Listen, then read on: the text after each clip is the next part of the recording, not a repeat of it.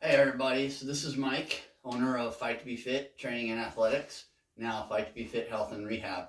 Today we're going to talk about continuing on what to look for when you're first starting to do a new fitness program, something called your VO2 Max score.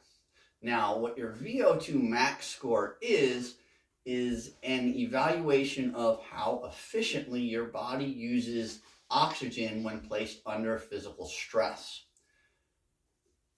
It's done through a series of tests. There's a lot of them out there that you can do. The simplest one being the 1 mile walk test, where you get your heart rate taken before the test. You walk on a treadmill for 1 mile at a speed where you can barely hold a conversation with somebody, but not quite running.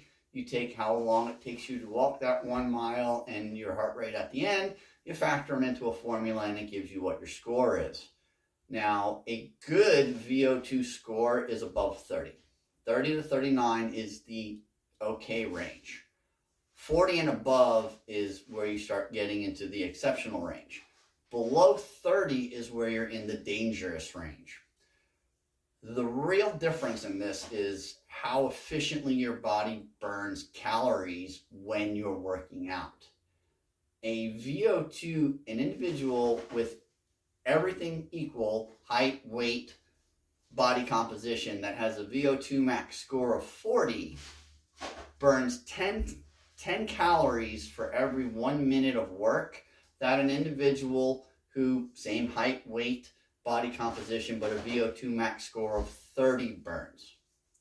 So to get the same calorie burn, the person whose VO2 max score is 30 has to work 10 minutes for every 1 minute that the person whose VO2 max score is a 40 or above.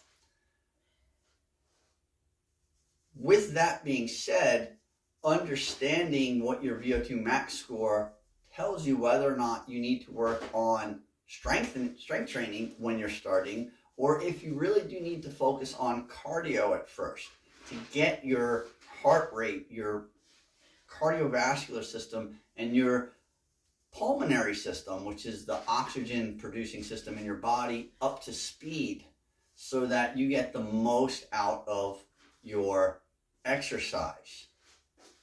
The second reason why you really need to understand your VO2 max score is, like I said, below a 30, you start becoming at risk for pulmonary conditions. If your VO2 max score drops below 15 and you are in the elder age category, medical professionals will tend to prescribe you oxygen to take with you. That becomes a necessity and no longer is a nicety the longer you use it. So understanding where your VO2 score is and maintaining a positive impact on that VO2 helps, especially if you start doing that at around the 40s and between 40 and 50 years old.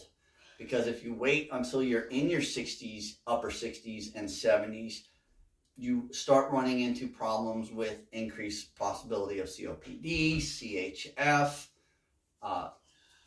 emphysema, and other breathing related conditions, because your body might be able to work around those now, but at that point in time, it's not able to anymore.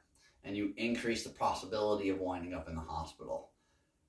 To do a VO2 max test is very easy. A lot of gyms like the YMCA or Planet Fitness have treadmills that if you go into the programs, you can actually find a VO2 max score test where you put your hands on the heart rate monitors and you walk and the machine automatically adjusts what it needs to do, and it will give you a printout and tell you where you are based off of your age and weight.